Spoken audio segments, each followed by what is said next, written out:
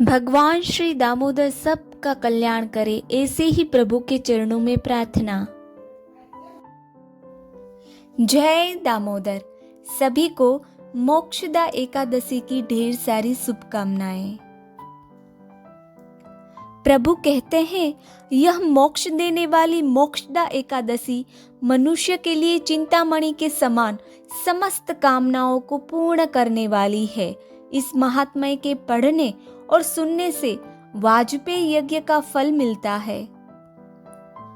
यह महात्म्य सुनने के बाद सभी से प्रार्थना है कि अपने परिवारजनों को यह वीडियो शेयर करें, यानी कि और पुण्य के भागीदार बने और सभी को यह महात्म्य सुनाएं। तो चलो हम अभी भगवान श्री कृष्ण और युधिष्ठिर की वार्तालाप के द्वारा महात्म्य सुनते हैं। जय दामोदर। युधिष्ठिर बोले, देव देवेश्वर, मार्गशीर्ष मास के शुक्ल पक्ष में कौन सी एकादशी होती है, उसकी क्या विधि है तथा उसमें किस देवता का पूजन किया जाता है? स्वामीन, यह सब यथार्थ रूप से बताइए। श्री कृष्ण ने कहा, नृपश्रेष्ठ, मार्गशीर्ष मास के शुक्ल पक्ष की एकादशी का वर्णन करूंगा, जिसके श्रवण मात्र से वाजपेयी यज्ञ का फल मिलता है। उसका नाम मोक्षदा एकादशी है, जो सब पापों का अपहरण करने वाली है। हे राजन, उस दिन यत्न पूर्वक तुलसी की मंजरी तथा धूप दीपादि से भगवान दामोदर का पूजन करना चाहिए। पूर्वोक्त विधि से ही दशमी और एकादशी के नियम का पालन करना उचित है। मोक्षदा एकादशी बड़े बड़े पातकों का नाश करने वाली है। उस दिन रात्रि में मेरी प्रसन्नता के लिए नृत्य, गीत और स्तुति के द्वारा जागरण करना चाहिए।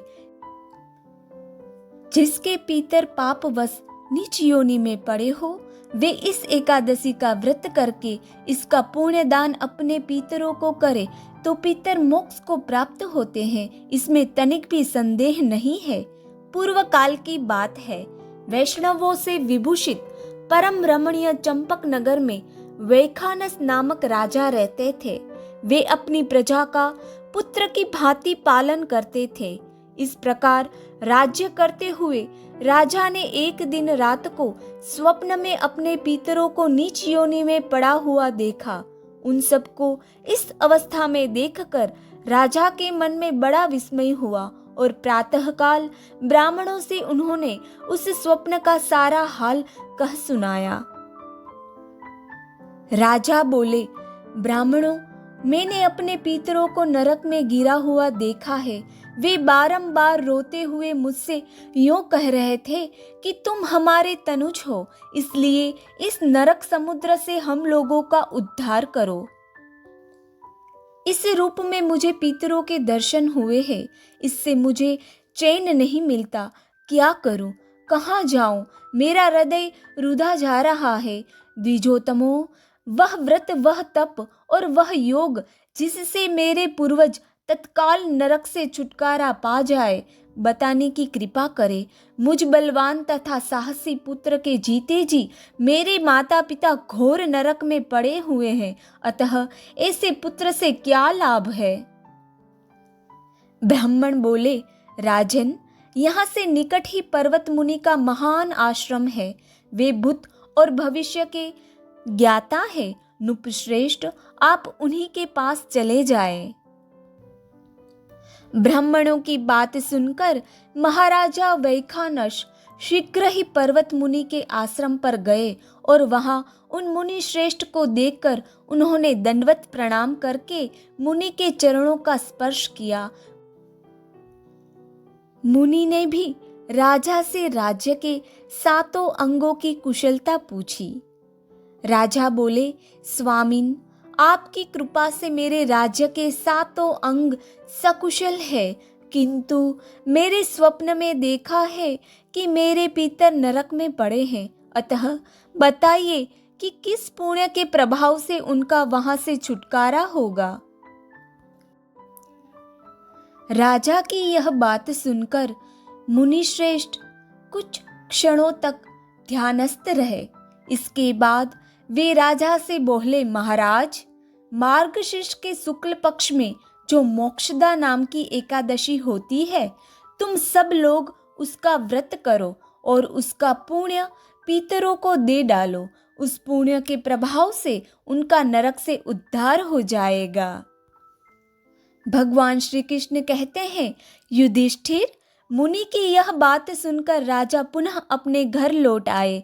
जब उत्तम मार्गशीर्ष मास आया तब राजा वैखानस ने मुनि के कथानुसार मोक्षदा एकादशी का व्रत करके उसका पुण्य समस्त पितरों सहित पिता को दे दिया। पुण्य देते ही क्षण भर में आकाश से फूलों की वर्षा होने लगी। वैखानस के पिता पितरों सहित नरक से छुटकारा पा गए और आकाश में आकर राजा के प्रति यह पवित्र वचन बोले, बेटा, तुम्हारा कल्याण हो। यह कहकर वे स्वर्ग में चले गए। राजन, जो इस प्रकार कल्याणमयी मोक्षदा एकादशी का व्रत करता है, उसके पाप नष्ट हो जाते हैं और मरने के बाद वह मोक्ष प्राप्त कर लेता है। यह मोक्ष देने वाली मोक्षदा एकादशी मनुष्य के लिए चिंतामणि के समान समस्त कामनाओं को पूर्ण करने वाली है। इस महात्म्य के पढ़ने और सुनने से वाजपेयी यज्ञ का फल मिलता है। अब सभी भक्तजन ध्यान से सुने व्रत खोलने की गुप्त और बहुत ही महत्वपूर्ण विधि। द्वादशी को सेवा पूजा की जगह पर बैठकर भुने हुए 7 चनों के 14 टुकड़े करके अपने सिर के पीछे फेंकना चाहिए। मेरे 7 जन्मों के शारीरिक, वाचिक और मानसिक पाप नष्ट हुए, यह भावना करके 7 अंजलि जल पीना और चने के साथ दाने खाकर व्रत खोलना चाहिए। जय दामोदर। हर हर महादेव। जय माता दी। आप सभी से पुनः अनुरोध है कि यह वीडियो सब परिवार को भेजें और पुण्य के भागीदार बने। ऐसे ही मुझसे जुड़े रहे। चैनल को सब्सक्राइब करें, वीडियो को लाइक करें और शेयर करें। जय माता दी। हर हर महादेव।